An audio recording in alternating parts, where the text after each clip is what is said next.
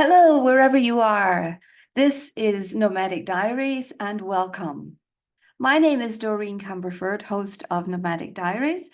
And today we're just going to have a very informal conversation or discussion between myself and you, the listener. So welcome. And I am going to pretend that you are actually literally sitting across the kitchen table from me. I wish you were here. I wish you were here in person, but this is the way life works, is most of us work from a distance. So Nomadic Diaries, we're a new podcast. We started 4 months ago, and I wanted to sort of give people an orientation to what we're about, what we've covered so far, what we're planning on covering, and then ask you to please give us some feedback. What would you love to hear? What is the burning question on your mind today that you would love to have answered? And are there any guests whom you would love to hear from? So, welcome once more.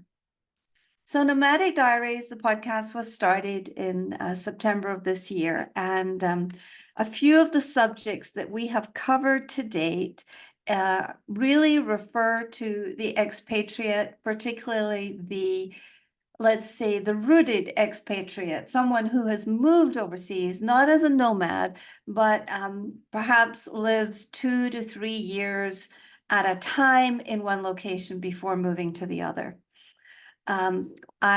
We started out by talking about the adventure and how do we start a new journey. Being adventure bound, helping people to have smoother, easier, much more sensible transitions with less angst, having your energy all going in the same direction. And we talked with Terry McGinnis about that. Then we moved on to talking about telling your story, and what a powerful experience telling your story is. Lisa Lang was our guest for that. And in the upcoming book that will be coming out next year, sequel on the subject of repatriation, which is going home after you've either enjoyed a fixed or a nomadic experience overseas. And one of the things we talked about with Lisa is all the different ways you can tell your story, but essentially how important it is, because stories are what connect us. They're what connects our hearts, our brains, and as we join each other sitting around tables, no matter where we are on the globe, that's what usually emerges is mini stories. And it's important to tell them.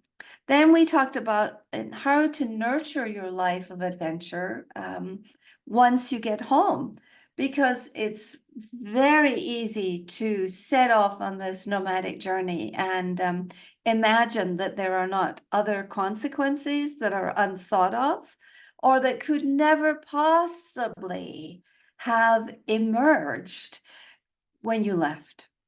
Political situations change, borders get moved, immigration statuses become different, people pass away, and the subject of death and dying will be covered probably more in the next year. We just, as adventurers and expats, it's so much easier to fall into almost the very seductive trap of going on the adventure and not considering the possibilities, the consequences, and the future. And one of those consequences is taking our children on an adventure or having our children grow up overseas. And one of the things we've been covering quite a bit is the conversation around TCKs.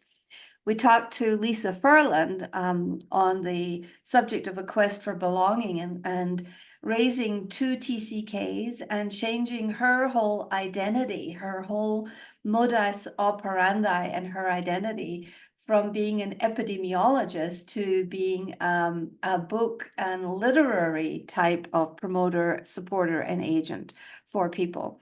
And we had conversations with Carol Huntley about how healing that is to move through the transformational journey, to harness transformation by using travel as a tool, which bottom line is what Nomadic Diaries is all about. We also talked about relocation and how relocation is going to lead you into repatriation. Whether you're a digital nomad and staying in one place for a short time, or you're slow madding and you're staying for several months at a time, or you are a fixed and rooted expatriate who is building their lives in one place, one geographical location for several years. And it all leads back eventually to setting up home somewhere, even if you're not coming back to exactly the place that you left from. And we can do this by building our cultural competencies. We can do this by becoming more aware of our own thinking and separating out the idea of who we are and being more curious about other people's cultures and why they do things the way they do them.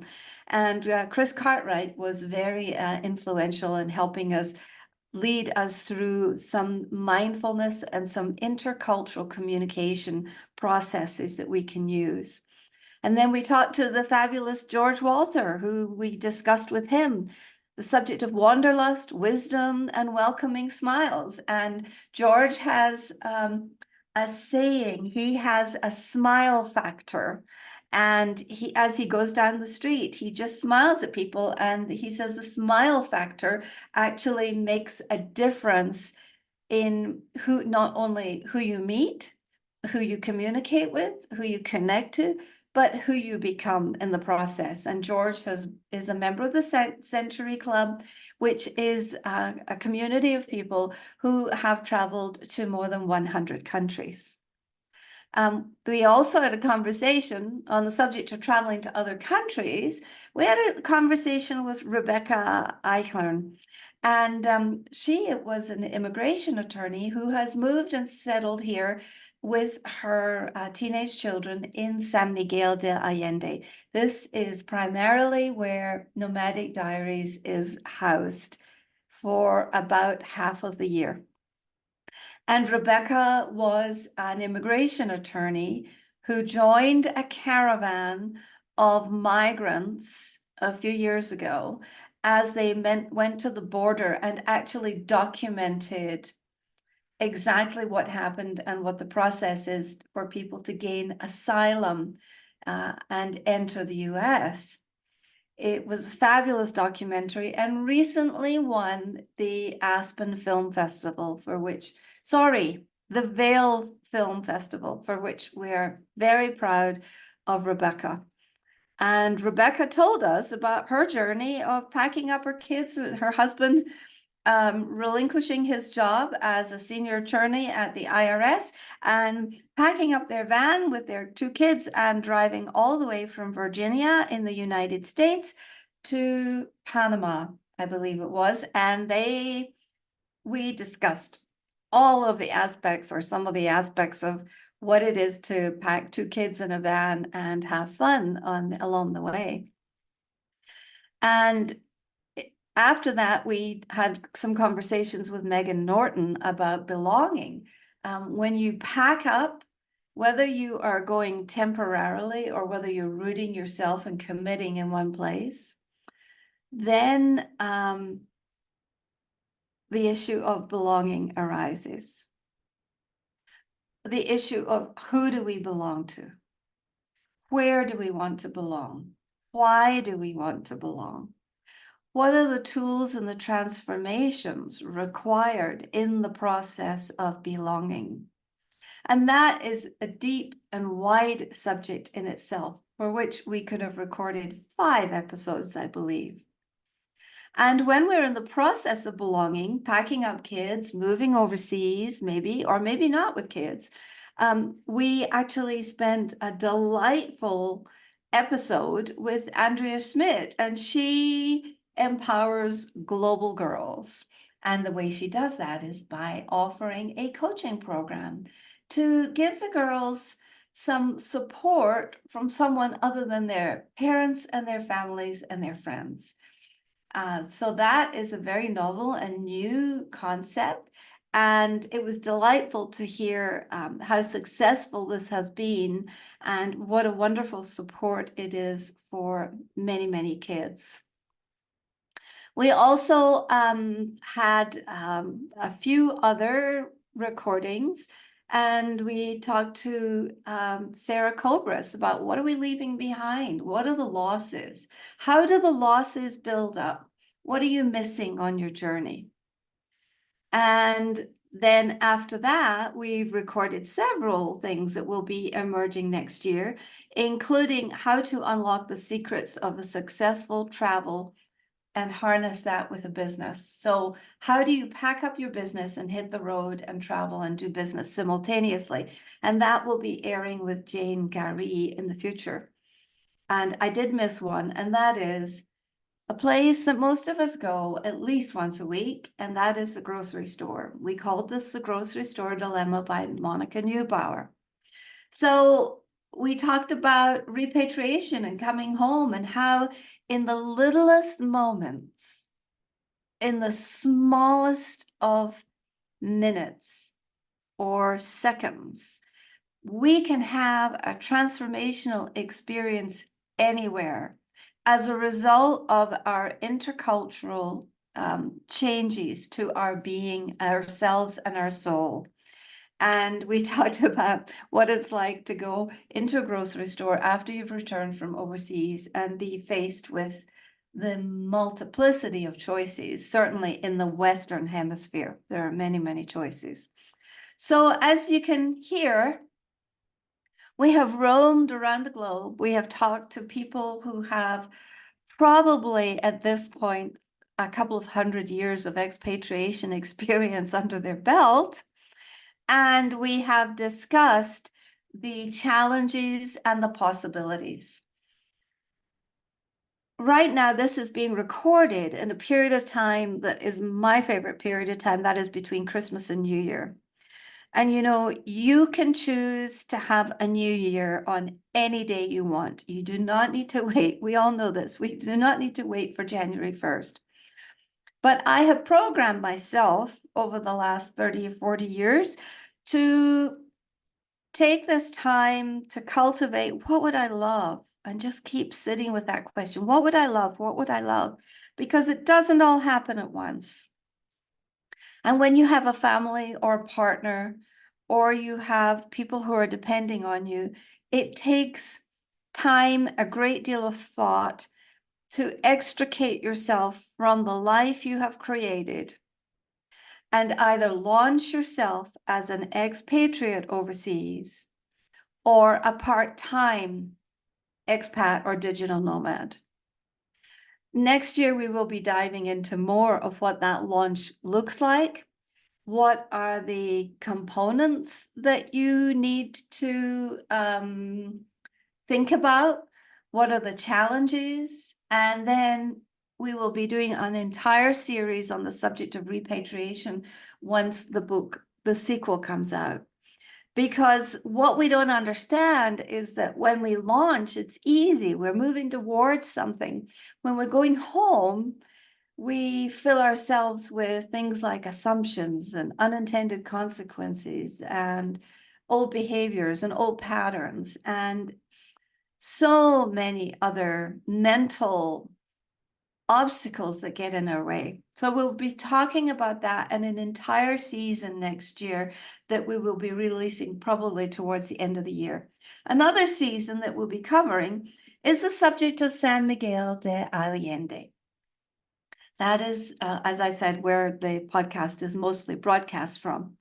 And next year, we will be doing a series with people who are living here either part-time or full-time. Some of them are snowbirds, and talking about what's possible when you leave your country and you move overseas. what's possible and what would you love and where would you love to go and how do you do it? And really digging into some of the questions of how to expand your horizons and how to embrace the change that you're going to be facing.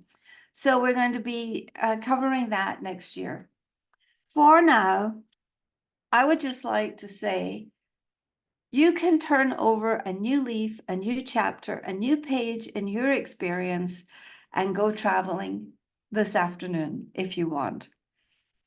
It doesn't make much sense to do that for most of us, but some people are capable of that. I would just say expand and imagine how you might be able to do it. Ask yourself some questions. What if I could? So what's possible here? What would I love? And how can I craft it? And write down the trail of possibilities there. One of the things I'd like to share in closing is that when we move overseas, we bump into cultures. And it was Mahatma Gandhi said, a nation's culture resides in the hearts and in the souls of its people. And Kofi Annan, who was the head of the UN, said, we may be different religions, we may be different languages, different colored skin, but we all belong to one human race. So however you want your life to look, whatever you want it to be filled with and packed with, you can do this. It's entirely possible. Will you need some support, some help, some assistance, some community, some sense of belonging, and some closure sometimes? Yes, you will. I'd just like to tell you that Nomad Diaries is here to provide the support, the impetus, and to present some amazingly wise guests who have taken the step and put their foot on an adventure and are now willing to share the wisdom around that adventure. So wherever you find yourself today and in the future, in 2024, thank you for listening. We would love more connection and connectivity. So if you could tell us, what would you love to hear? What's important? What's important? What's on your heart? What are your questions? What would you love to know? How can we support you? And most of all, we're here to establish a sense of global heartedness and talk about not necessarily the how and the where and the who of travel, but to talk about the why of travel. So may your travel lead to the transformation that you are seeking. May you enjoy every minute of it and be supported and loved in the process. Thank you for listening. Please tune in again, write a review, or connect with us somehow on nomadicdiariespodcast.com. Bye-bye, masalama, sayonara, and all the many ways to say goodbye.